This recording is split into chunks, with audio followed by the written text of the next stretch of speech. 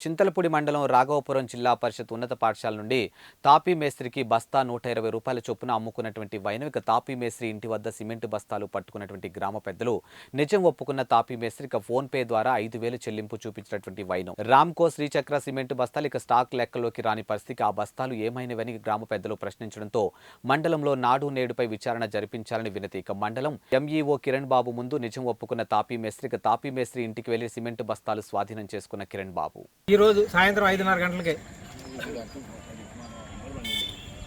HM గారు రామకృష్ణ గారు Raghavapuram HM Ramakrishna గారు సిమెంట్ కట్టలో కట్ట 150 రూపాయలు చేసి ఒక రామకృష్ణ గారు అనే తాపీ మేస్త్రి గారికి కట్టలు ఇవ్వడం జరిగింది. ఆ కట్టలో 5:30కు లోడ్ చేయడం జరిగింది. ఆటోలో లోడ్ చేసి ఎండపల్లి తీసుకెళ్తుండగా దారి మధ్యలో మేము ఆఫ్ చేసి ఆ సిమెంట్ కట్టలు వెరిఫై చేయగా నేను ఏలే స్కూల్కి ఇచ్చాను చెప్పిండు. కానీ అక్కడ తాపీ మేస్త్రి రామకృష్ణ పిలిచి అడిగితే నేనే తీసుకున్నానండి ఆ సిమెంట్ కట్టలో, నేను ఖరీదు తీసుకున్నానండి, నేను ఏదో కింద ఫ్లోరింగ్ చేసుకుంటాను చెప్పని చెప్పిండు. ఆ కట్టలో మేము ఆఫ్ చేసాం. హెచ్ఎం గారు ఇట్లా 150 రూపాయలు కట్టని చెప్పారండి, ఫ్లోరింగ్ పని చేస్తాయని వేసుకొచ్చుకున్నాను. అదే జరిగింది. హెచ్ఎం గారు ఇక్కడ రాఘవపురం స్కూల్ హెచ్ఎం గారు. ఏం పేరండి? రామకృష్ణ. హెచ్ఎం గారి పేరు రామకృష్ణ గారు అంటే నేను టైం వేస్తున్నాను, ఫ్లోరింగ్ పని చేస్తాయని తెచ్చుకున్నాను కట్టలో. అదండి వాస్తవం జరిగింది.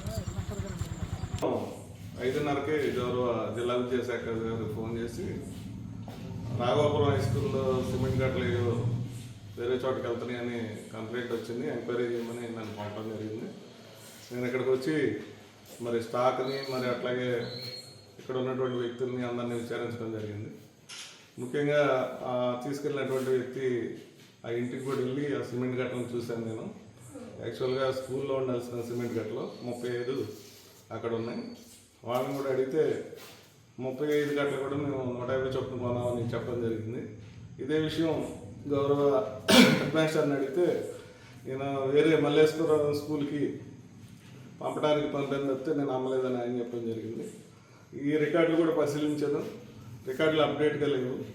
అట్లాగే ఇప్పుడు ఉన్నటువంటి సిమెంట్ మొత్తం కూడా 143 కట్టలే ఉంది. మరి ఆ రికార్డు అప్డేట్ చేస్తే కానీ అసలు స్టాక్ అంత అనేది తెలుస్తుంది. కానీ ఒకటి మాత్రం ఏంటంటే ఖచ్చితంగా నిర్ధారించింది, స్కూల్లో ఉండాల్సిన శ్రీచక్ర కట్టలు 35 కట్టలు కూడా ఎండపల్లిలో ఒక వ్యక్తి దగ్గర పని కాడ ఉన్నాయి. మరి అన్ని విషయాల మీద డిఓ గారికి వ్రాతపూర్వకంగా నివేదించడం జరుగుతుంది.